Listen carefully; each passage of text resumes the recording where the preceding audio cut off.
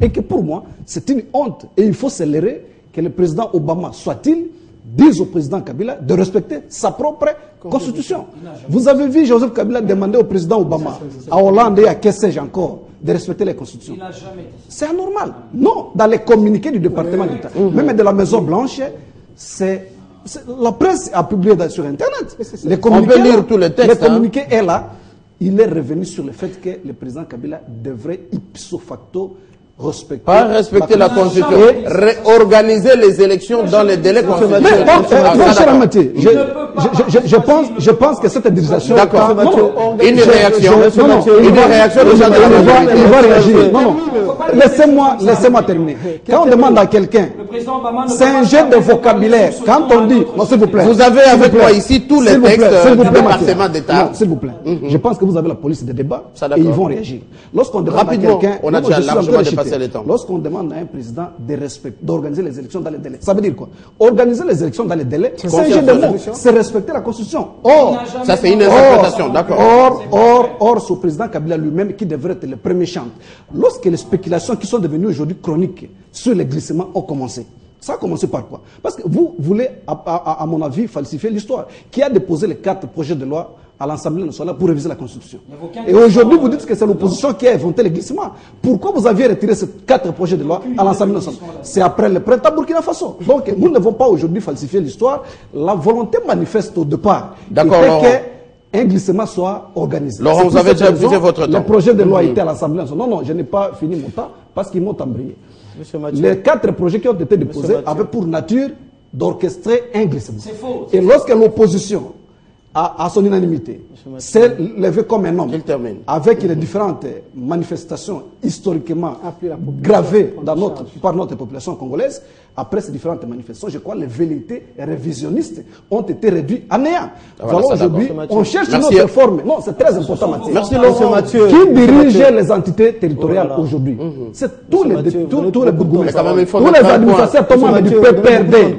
C'est pour cette raison, pour une bonne équilibre administratif, on doit organiser les élections qui ont des délais constitutionnalisés. Et après 2017, on aura... Ça d'accord. Il épuise sa pensée. Vous aurez droit à la parole. Qui vous a empêché de faire ces élections depuis 2006? Mathieu, on aura vu qui sont depuis 2006. Nous sommes devant un ancien député. Il a participé à la rédaction de la Constitution. J'ai dit ceci. Depuis 2006, qui vous a empêché d'organiser les élections locales? Pourquoi cette précipitation? Non, la loi dit... Mathieu, non, la loi dit... Il est temps de les organiser. Mathieu, et c'est la première fois que j'entends dire que les élections locales... Un instant, désolé, un à un, vous parlez un à un. Elles n'ont même pas encore débuté. Mathieu, il n'y a pas de délai parce que les élections n'ont jamais été organisées. Il n'y a pas de délai. D'accord, Mathieu. On équilibre le débat, c'est bon. Il n'y a pas de délai. Mathieu, c'est moi qui donne la parole. Pas de délai constitutionnel. Il y a le délai parce qu'il n'y a pas de délai locaux. Il n'y a pas de délai locaux. Mais quel est le mandat parce qu'il n'y a pas de délai locaux? La Constitution dit ceci. Yves, Yannick et les autres se calment. S'il vous plaît. S'il vous plaît. S'il vous plaît. La Constitution qu'on évolue, s'il vous plaît. C'est à moi de vous poser la question. C'est à moi de vous poser la question. Et c'est à vous de répondre. Voudrez-vous que je chute en une phrase? S'il vous plaît. On a déjà largement dépassé le temps. Une question. C'est à vous tous. Le président Obama a été extrêmement positif, estime Lambert Mende et quelques médias nationaux. Comment cet acharnement des médias internationaux, les médias étrangers, surtout RFI, qui va hors vraiment la vérité avec les commentaires de cet entretien Obama-Kabila? J'aimerais que vous puissiez répondre à la question. Ne revenez pas sur le passé. Je commence avec vous, merci Yannick. beaucoup, M. Mathieu. Je voudrais d'abord dire que j'ai comme l'impression que mes amis d'en face n'ont pas lu le communiqué du département américain. Parce que entendre parler tout ce qu'ils disent, racontent... Je vais tirer la copie pour tous les Congolais. J'en ai ici. Ils vendent du coq à l'âne. Nous sommes devant des millions de téléspectateurs qui veulent comprendre quel était le fond, le contenu de l'adresse ou de l'échange téléphonique entre le président Obama et le président de la République démocratique du Congo. Je voudrais pas entrer dans tous ces débats de bas étage qui traduisent une certaine, un certain refus, un rejet de la démocratie. Je voudrais aller dans le fond de sujet qui nous a appelé à débattre ici. C'est respect de la Constitution. On parle du respect de la Constitution. Mais je l'ai dit ici, le souhait... Élection dans les délais constitutionnels. Le souhait du président Obama est le souhait du président Kabila et c'est le souhait du peuple congolais. Nous voulons des élections libres, démocratiques, transparentes en République démocratique du Congo et des élections régulières en temps voulu. Et nous avons une commission électorale nationale indépendante qui est chargée non seulement d'organiser l'élection, mais d'assurer la régularité des élections. C'est l'article 211 de la Constitution. S'ils n'ont pas de Constitution, je vais leur en prêter une. La régularité de quoi? La régularité des élections, ça veut dire quoi? Ça veut dire qu'aujourd'hui, nous sommes à notre 3e expérience par rapport aux élections et nous n'avons pas organisé des élections locales municipales. Pourquoi ces élections font peur à nos amis? Et pourquoi vous aussi, à tout prix, vous voulez commencer par ces élections? Parce que nous avons choisi un mode de gestion qui est la décentralisation. Nous devons avoir plusieurs poules d'impulsion des décisions. Il ne revient pas à la seule ville de Kinshasa de donner l'impulsion de développement dans toute la République. C'est ça qu'ils ne veulent pas. Ils ne veulent pas pourquoi? Ils ne veulent pas pour des intérêts égoïstes, parce qu'ils n'ont personne à aligner à ce niveau d'élection. Ils n'ont personne aligné parce qu'ils n'ont pas de base. Vous comprenez? Ils n'ont que leur chef de parti qui se balade en Europe et aux États-Unis et qui prennent des photos à publier sur Facebook. Je voudrais dire ceci, monsieur Mathieu.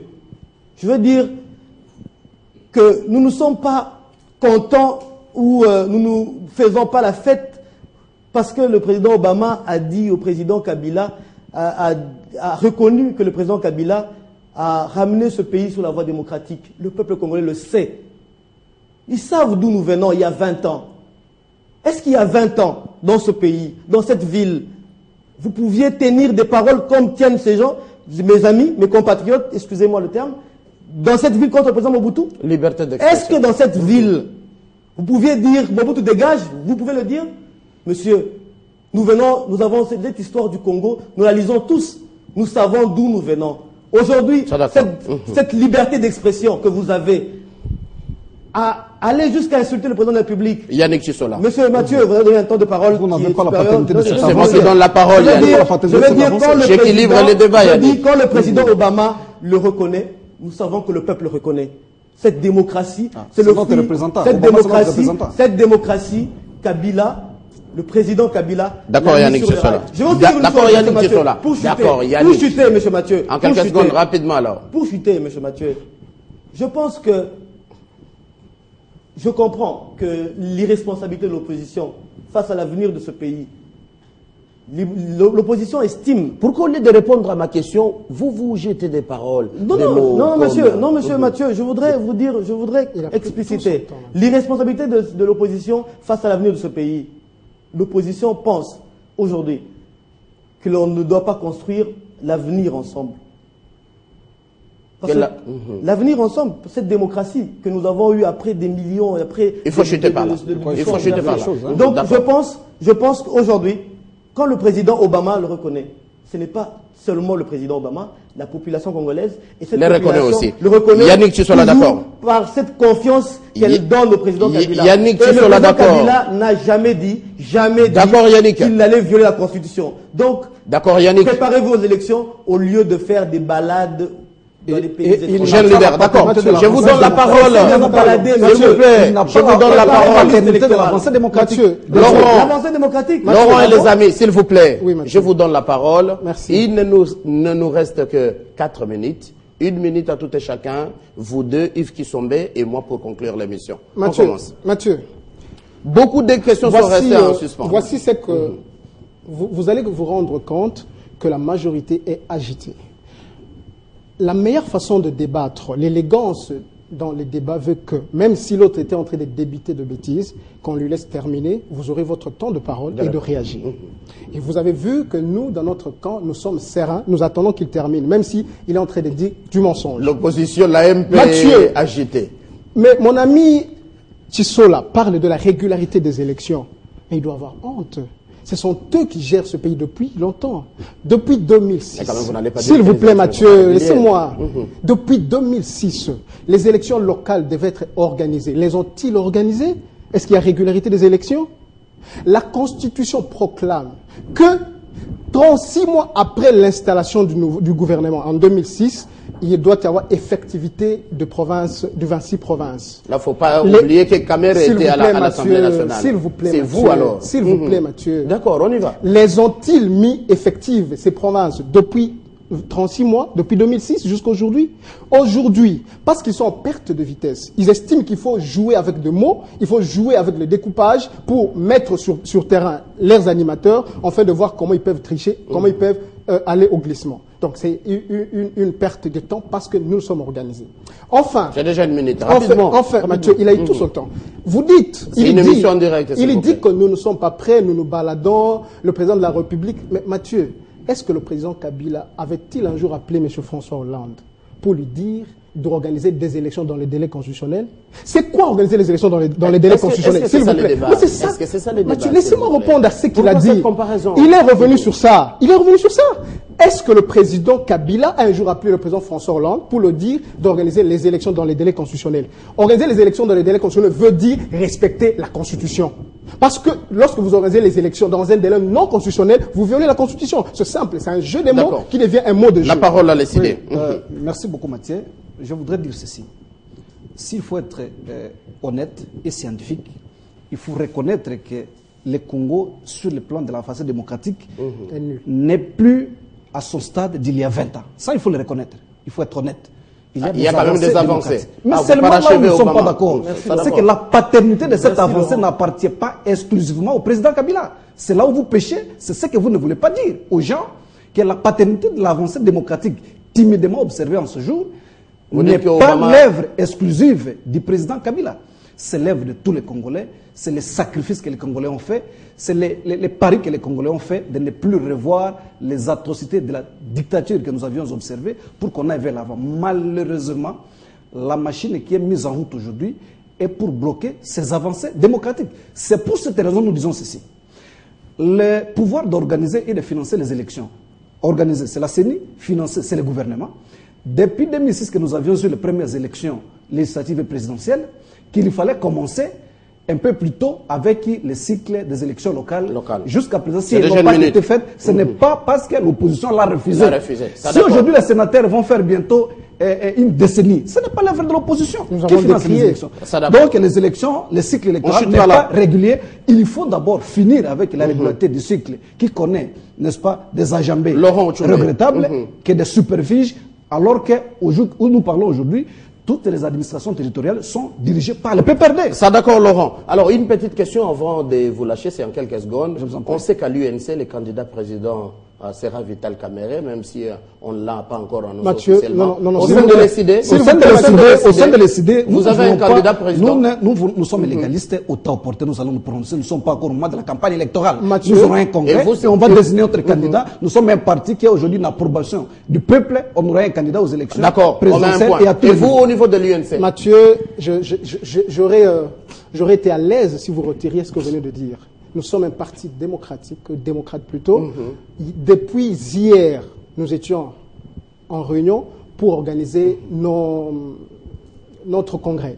Et dans peu de temps, nous allons organiser notre congrès. C'est lors de ce congrès que nous allons désigner tous les candidats, y compris le candidat président de la République. Ah voilà, merci pour l'information. Qui vous dit que je ne serai pas candidat président? Ah voilà, c'est possible. Ah voilà, vous avez les qualités. Yves Kisombe, rapidement votre réaction en conclusion. Cette dernière affirmation ne va pas vous causer quelques soucis. Aucun souci. Mais moi, j'aimerais que les CIDEF remercie le PPRD ici et la majorité présidentielle pour l'honneur qu'on lui fait, parce que les CID, c'est quand même un parti relativement insignifiant de nos jours, hein, contrairement à l'UNC. Les CID est connu un peu à Kinshasa.